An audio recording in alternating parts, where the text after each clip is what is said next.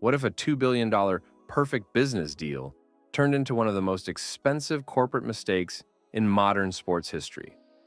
This is the story of Topgolf and Callaway, a deal that was meant to change golf forever.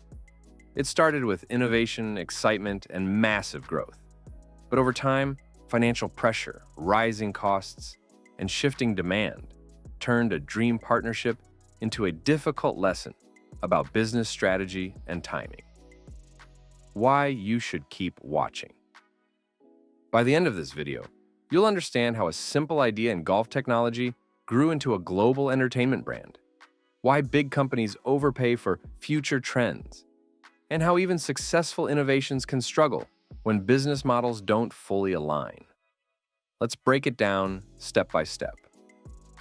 The simple idea that started everything. In the year 2000, two brothers in the UK, Steve and Dave Jolliffe, were at a driving range. They were frustrated, not because they were playing badly, but because they had no real feedback. They could hit balls all day, but they didn't know how far they were going or how accurate they were. That simple problem led to a powerful idea. What if every golf ball could tell you exactly where it landed? At the time, it sounded almost impossible. But the brothers imagined embedding a microchip into a golf ball to track performance and turn practice into a game. This wasn't just about golf anymore. It was about making practice interactive, fun, and measurable. From idea to early reality. They spent years trying to build it. They tested prototypes, faced technical issues, and struggled to convince investors. Many people thought it was unnecessary. Golf, after all, was already an established sport. Why change it? But the brothers kept going. Eventually, they opened a small venue in the UK called Topgolf. At first, it was simple, just a driving range with technology that tracked shots. But something interesting happened. People didn't just come to practice, they came to play. The shift to entertainment. When the idea reached the United States in 2005, everything changed. A location opened in Virginia. But instead of being just a training facility, it evolved into something new. A mix of sport, entertainment, food, and social experience. Over time, Topgolf stopped being just golf. It became a social hangout, a night-out destination, a casual gaming experience, a place where beginners could enjoy golf without pressure. You didn't need skill. You just needed friends. Why? Topgolf grew so fast. By the mid-2000s, Topgolf had become extremely popular. It attracted younger audiences who didn't connect with traditional golf. Instead of quiet courses and strict rules, it offered music, food, and drinks, bright lights, competitive mini-games. It felt more like a bowling alley or nightclub with golf included. This was the key difference. Traditional golf was slow and serious. Topgolf was fast and social. A billion-dollar entertainment machine. As the concept expanded across the United States, Topgolf quickly turned into more than just a sports venue. It became a cultural trend. Cities like Las Vegas, Dallas, and others saw large, multi-level venues filled with visitors almost every night. People were coming not just to play golf, but to socialize, eat, and spend time with friends in a relaxed environment. The business was growing at a fast pace. New locations were opening. Revenue was increasing, and brand recognition was rising across the country. Because of this momentum, investors started paying close attention. At one point, Topgolf was even viewed as a possible future of the sport itself. Some people believed it could change how golf was experienced for generations, making it more accessible and social for younger audiences. This level of excitement attracted major attention. Well-known investors, financial analysts, and even celebrities began showing interest in the brand. The company also started exploring international expansion and looked into the possibility of going public through a stock market listing. From the outside, everything appeared to be moving in one direction: steady growth and long-term success. It looked like a strong business story still in motion, with a lot more potential ahead. The Callaway decision. In 2020, During a period when outdoor activities were gaining popularity, Callaway Golf made a major strategic move. They decided to acquire Topgolf in a deal valued at around $2 billion. Callaway already had a strong and established business in golf equipment, especially clubs and balls. So the logic behind the acquisition was fairly straightforward. The idea was based on connection. If more people were spending time at Topgolf venues, playing casually, then some of them might eventually become interested in buying proper golf equipment. And if that happened, Callaway would benefit directly. It was described as a full ecosystem strategy. The simple flow looked like this: play at Topgolf, enjoy the experience, develop interest in golf, buy Callaway products. On paper, this created a powerful business loop. It connected entertainment with retail in a way that seemed natural and scalable. For investors and analysts at the time, the idea looked very attractive.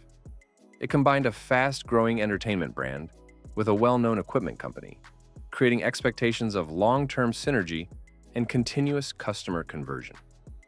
At that moment, the deal appeared not just logical, but potentially transformative for both brands. The perfect synergy idea.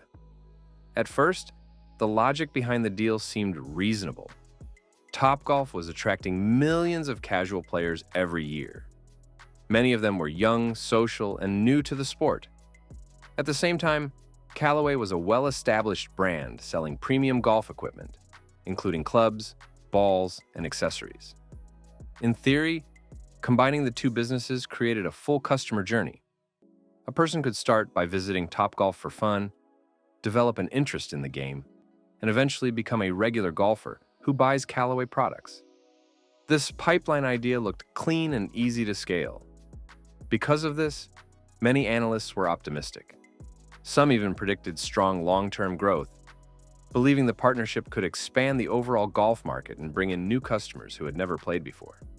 The stock market also reacted positively at first, as investors saw potential in the combined strategy. However, the entire model depended on one key assumption.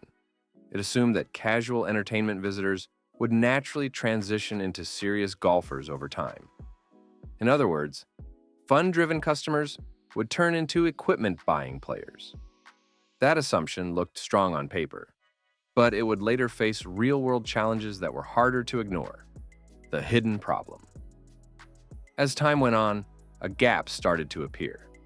Topgolf visitors were not necessarily future golf buyers. Most people were there for social events, food and drinks, casual fun, not training or long-term sport engagement. This created a disconnect. Callaway sold serious golf equipment. Topgolf was selling entertainment experiences. These are two very different business models. Rising costs and pressure. Another challenge appeared: cost. Each Topgolf venue was expensive to build. Large structures, technology systems, staffing, and operations all added up. At the same time, interest rates increased globally. This made expansion more expensive and debt harder to manage. So while revenue was growing, so were expenses. That combination created financial pressure. Market reality sets in. By 2023, signs of slowdown started appearing. The broader economy also changed. People began reducing spending on non-essential entertainment. Visits to venues softened. Revenue expectations were adjusted. Investors started questioning the long-term value of the combined company. The perfect synergy story began to lose strength. The split decision.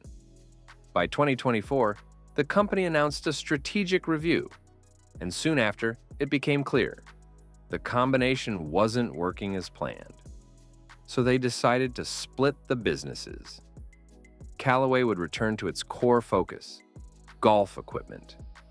Topgolf would operate separately as an entertainment business. This was effectively an acknowledgement that the original merger didn't deliver expected results. The final outcome. In 2025, a majority stake in Topgolf was sold to a private equity firm at a significantly lower valuation than expected during peak optimism. Callaway retained only a small position, The deal marked the end of the combined strategy. A $2 billion vision had turned into a restructuring decision. What we learn from this. This story is not just about golf. It's about business assumptions. It shows how popularity does not always equal profitability. Synergy sounds good in theory, but is hard in practice. Different business models don't always mix well. Growth expectations can change quickly. Topgolf succeeded as an idea, but combining it with a traditional equipment company created complexity. Final thoughts. Topgolf still remains a successful entertainment destination. Callaway is still a strong golf brand, but the attempt to merge them into one super company became a lesson in strategy, timing, and expectations. If you enjoyed this breakdown, you might like our next video where we explore how other companies misjudged perfect business synergies. And if you enjoy simple business storytelling like this, consider liking and subscribing. See you in the next one.